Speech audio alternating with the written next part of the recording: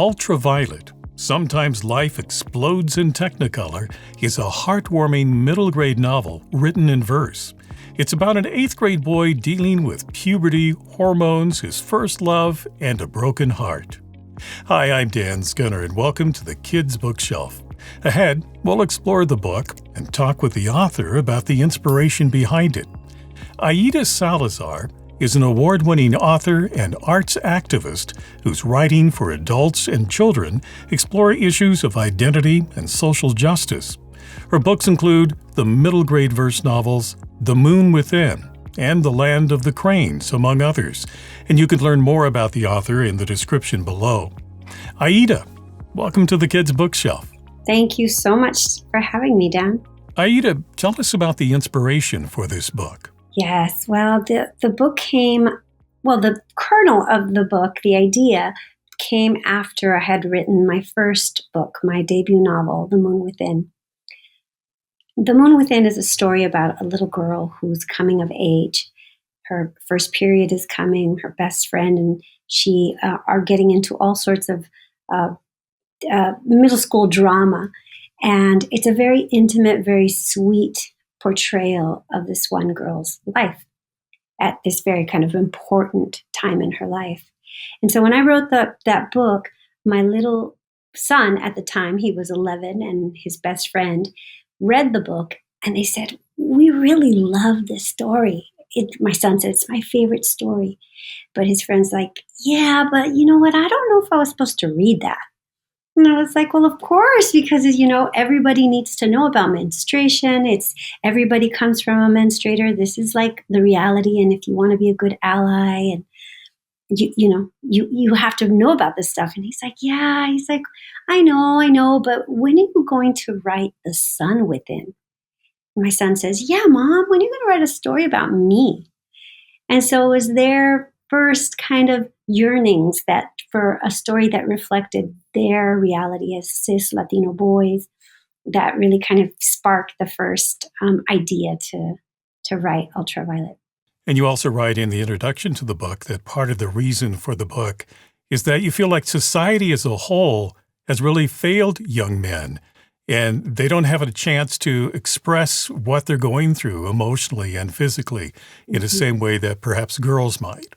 Yeah, I think that that's absolutely true. And I only discovered that after having done a little bit of research. I went to research, what kind of literature might be available for my son and for his friend Mario, what they could read. And I was really saddened by the fact that we don't have very much literature in children's literature that addresses this particular age, this kind of cusp between leaving childhood and going into adolescence. And the more I researched and the more I discovered about masculinity and coming of age at that time, I realized that indeed we have a patriarchal system that we live under. And this patriarchy, of course, harms women and girls and gender expansive people, but also harms boys in that it doesn't allow them to express this very expansive range of emotions that we have as humans.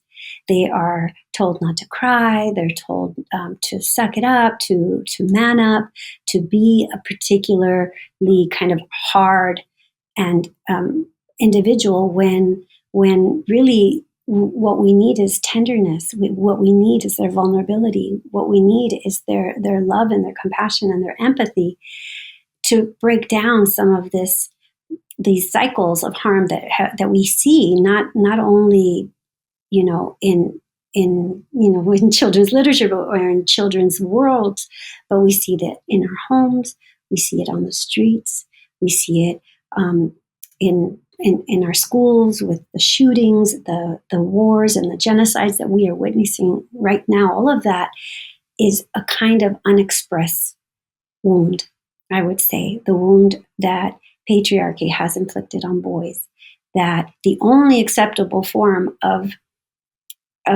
exalted emotion that we accept from boys is violence. Violence we understand, right? And I think it cheats boys out of so much. out of their entire humanity. And so this book is really this push to kind of crack open that hard exterior and these hard expectations that we have of boys, and kind of allow for a newer, a softer, a more vulnerable, more tender-hearted person to exist, and that may identify as a boy. Tell us about the story that readers are going to find here in Ultraviolet. Sure.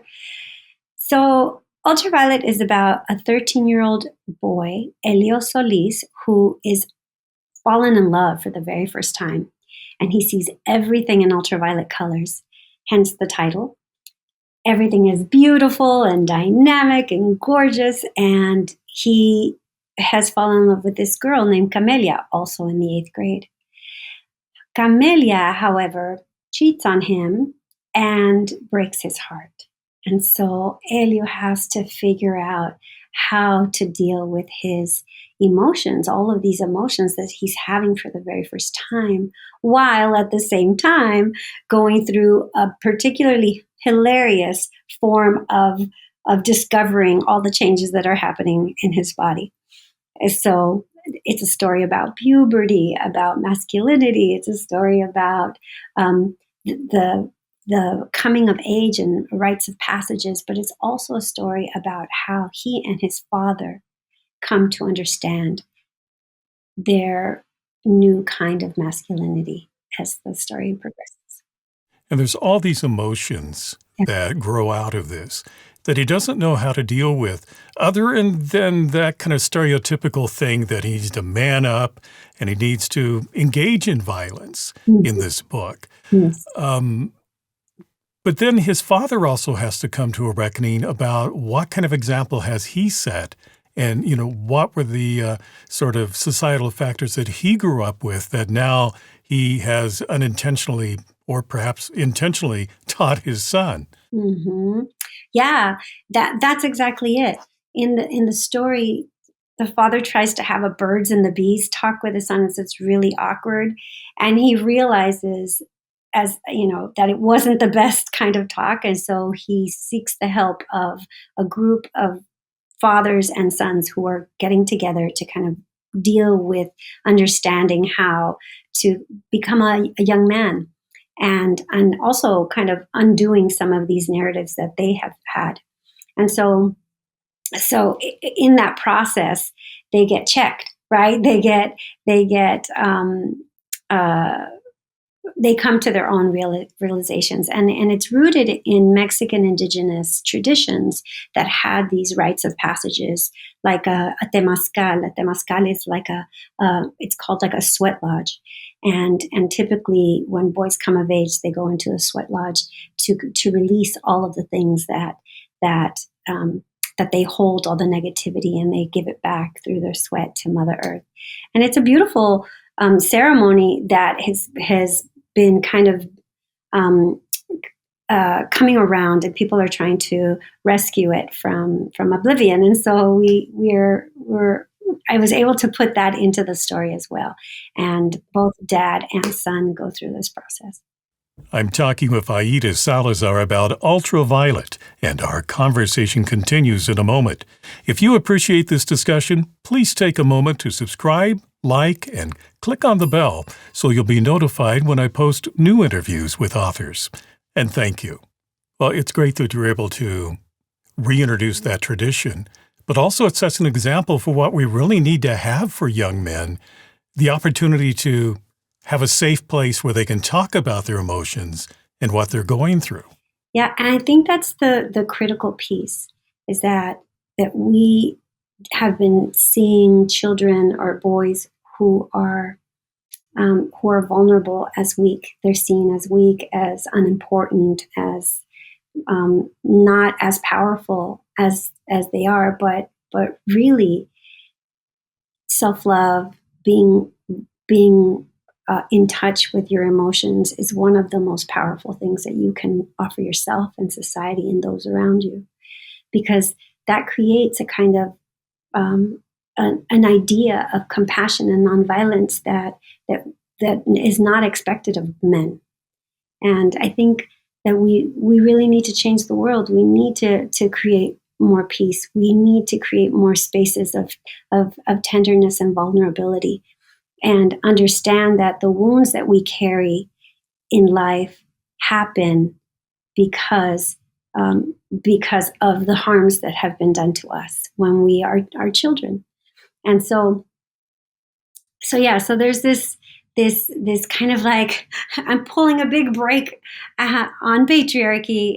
It's a feminist book in many, many ways, intentionally so. But I really wanted it to come from a boy's perspective, because when women writers write about feminism, it gets kind of encapsulated in a certain kind of, realm. But when it comes from a boy's perspective, and a boy is undoing his own, restrictions and his own boundaries around patriarchy and masculinity, it becomes a lesson, I think, in how to evolve as people. And he has to evolve in his communication with his first love and his first heartbreak, because he feels revenge. And then later in the book, he wants to be her hero, but that's not what she needs from him. Yes, I know. I was really conscious of putting in the love interest is this kind of like spunky, I can do it. She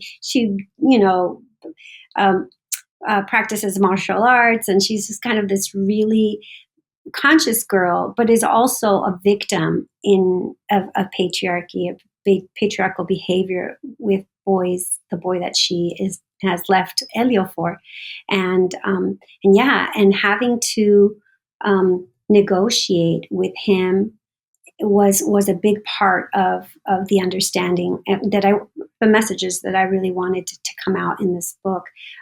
How he communicates, how he admits to making a mistake, and how he makes amends. It was really important. A lot of times we have adults doing the mending, and while the adults kind of guide him to mend, she is the one who kind of determines, like, this is what I need from you, and he doesn't listen, and he ends up in a situation that he created that isn't the best. This I don't want to give it away. That's why. Yeah, don't want to give away any spoilers here. No. But this book is written in verse, Yes, like the Moon Within was as well. And as I was reading it, the thing I liked about the verse was I don't know if I could put this in the right way, but it's like it's stripped down emotionally in some ways. You don't have it's not cluttered up with a lot of detail. It's almost like, yeah, you're hearing the dialogue that's going on. You're getting some inner dialogue as well. So you're just kind of getting right to the heart of the matter. And to me, that made the story more effective than if you were writing it in a traditional prose sort of way. Yeah, that's it. You got it. You hit the nail on the head. The former poet laureate, Billy Collins, said that poetry is the history of the human heart. And I think that that's absolutely true. Being able to use economy, you have less real estate to tell this story. And so being able to use economy to get to this very intimate space inside the characters' minds and hearts are really one of the superpowers of poetry. And every person, every character that at least this is what I try to do in my novels and verse, is to make sure that they have a very specific voice, that they sound a certain way, and that they use a certain kind of language, that their rhythm, the way that they communicate, and how the line is broken, and how they express themselves is very particular to who they are and what they know. And so yes, I have so much fun with poetry. I love to use all of the tools that we have as poets: lyricism and figurative language and imagery and rhythm and space, with the white space around it. All of it is kind of part of creating this encapsulated moment, heart moment for this character. And this character, as you point out, he makes references to color. There are references to music as well. So there's color and music that are also playing into this whole emotional environment. Yes. that's the thing. He has this kind of form of synesthesia. It doesn't come right out and say it, but like when he feels love, he sees ultraviolet color. And of course, when he sees, when he's hurt, he sees blue. And when he's angry, he sees red. Like, and then, but the idea is that when he plays music, it is a kind of expression of love. And so ultraviolet comes back, and he just has to figure out how to make those ultraviolet colors come back through, not because he's giving it out to other people, but he's giving it back to himself. So it's a story about self-love and how to find the music within yourself to honor yourself and grow, really, and grow up in a way that's dignified and sweet. We've touched upon this a bit, but what would you say is the message that you'd like young boys to take away from this book? That they continue to be tender, that they honor their tenderness, and that self-love is so important, because when we lose, and we will lose love, we will lose friends, we will lose, make mistakes, that we remember to have compassion and tenderness towards ourselves, and loving oneself, you're going to be happier, and you're going to be able to make the world a better place. Aida, there's a question that I like to ask authors of fiction, and it's this. Okay.